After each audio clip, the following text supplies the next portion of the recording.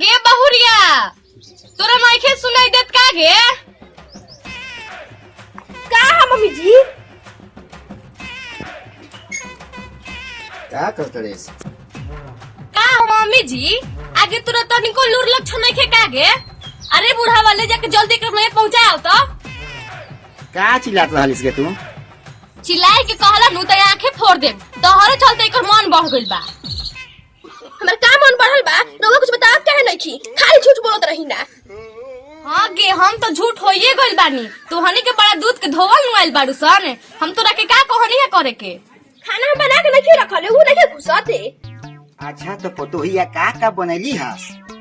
बाबूजी दाल भात भुंजिया चोखा आम के चटनी पापड़ आउ का बनाई।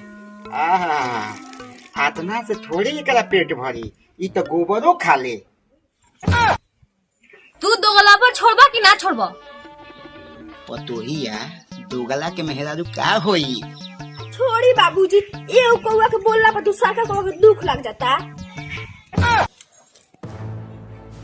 अरे बता दो ना कि दोगला के मेहरारू का कहल जाला? छोड़ी ना बाबूजी, अगर हम कहम नु त उठी है जाके जर खा ली है। इनका तो पुराना दत बा, रउए कह दी, हमरा काहे के कहत नहीं कहे के।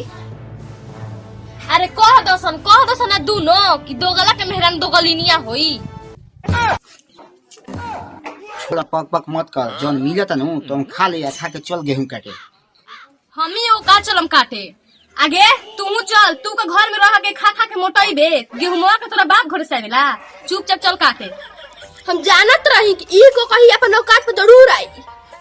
पतोहिया को कही के मालदाना के का कहल जाला?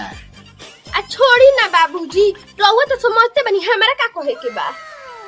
हाँ इहो कह दे कि को कही के मर्दाना के को कहा कहल जाला। वाह वाह मम्मी जी, रउआ पास इतना ज्ञान बा, हम तो पहली बार जननी हूँ। ज्ञान तो हमरा पास इतना बा कि तोरा खानदान के विज्ञान पढ़ा दे हम।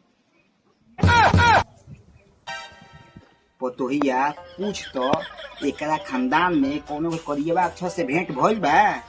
हाँ मम्मी जी, रउआ घर में कोई नहीं पढ़ल है। तोरा शौक लगता पतोहिया न, तो एगो सवाल पूछ के देख ले। तो मम्मी जी बताई तो अपन माई के बियाह में कौगो पूरी खइले रही? हाँ हमरा याद बा। हम एगो पूरी खइले रही, हमार पापा 3 गो साथ ही तो बैठ के खइले रही जा।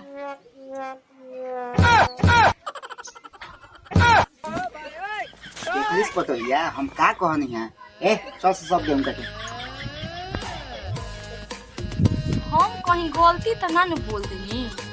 जब हमारे मम्मी पापा के शादी होता रहे तो हम कहाँ से आवे? ए छी हमरा पास सही में ज्ञान नहीं है। ए सब छोड़ो, ए चल गेहूं काटे चल।